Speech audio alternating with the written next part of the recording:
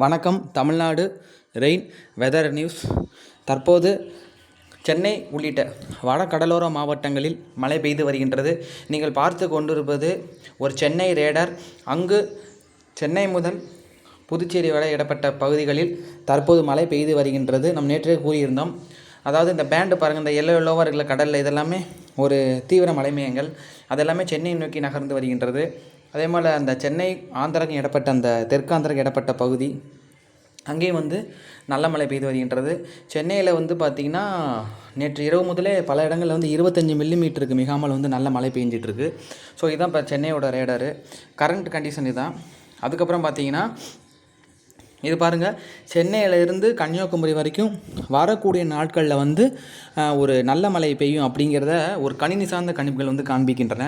So இது பாருங்கள், அதாவது இந்த கலர் டிஃப்ரெண்ட்டுன்னு இருக்குல்ல, இந்த கடலோர பகுதி ஃபுல்லாக ரெட் கலரில் கொடுத்துருக்காங்க, அதுக்கு உள்பகுதியில் ஆரஞ்சு கலரில் கொடுத்துருக்காங்க, வெஸ்ட்டு தமிழ்நாட்டில் எல்லோ கலரில் கொடுத்துருக்காங்க. இந்த ஆரஞ்சு இந்த ரெட்டு அப்படிங்கிறது இந்த மழையோட அளவை குறிக்கும்னு சொல்லுவாங்க. இப்போ இந்த ரெட்டு அப்படிங்கிற பட்சத்தில் பார்த்தா ஒரு மிக கனமழை, அதுவே ஆரஞ்சு அப்படின்னா கனமழை, அதுவே வெஸ்ட்டு தமிழ்நாடுக்கு மிதமான மழை. இப்படி தான் நம்ம எடுத்துக்கணும்.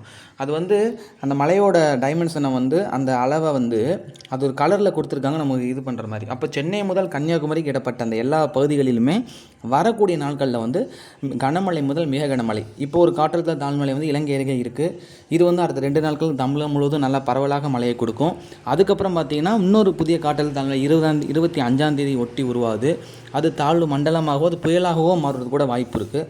ஸோ ஒட்டுமொத்தமாக இது 15 நாள் உள்ள ப்ரெசிபிடேஷன் கொடுத்துருக்காங்க. அடுத்து நெக்ஸ்ட்டு 15 டேஸ்க்கு ஒரு அந்த ரெயினை பார்க்கும்போது கனமழை முதல் மிக கனமழை ஒட்டுமொத்த தமிழகத்துக்கு நல்ல மழை பதிவாங்க அப்படிங்கிறத கொடுத்துருக்காங்க. ஸோ நான் எந்த டிஸ்ட்ரிக்ட்னு சொல்ல முடியாது, எல்லா டிஸ்ட்ரிக்ட்லேயும் மழைக்கான வாய்ப்பு மிக பிரகாசமாக இருக்குது வரக்கூடிய அந்த நாட்களில். இப்போ பார்த்தீங்கன்னா இந்த சென்னையில் பார்த்தீங்கன்னா மழை பதிவாகிட்டு இருக்குன்னு சொல்லியிருக்கேன்.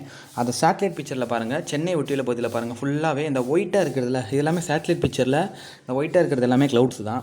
ஸோ நிறைய மலைமேகங்கள் சென்னை ஒட்டி உள்ள அந்த வடக்கு கடலோர பகுதி மற்றும் அந்த சென்னை ஒட்டியுள்ள கடலோர பகுதியில் கடல்லேருந்து நிலத்தை நோக்கி வந்துகிட்டு இருக்குது. ஸோ நான் வறுமணி நேரங்களில் இந்த சென்னை உள்ளிட்ட வடகடலோர மாவட்டங்களில் தொடர்ந்து மழை பெஞ்சிக்கிட்டே இருக்கும்.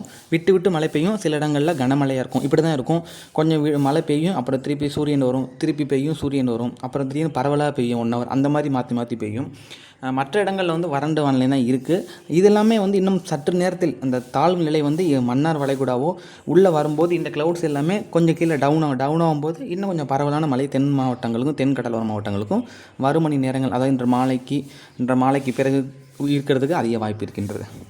ஸோ நன்றி, வணக்கம்.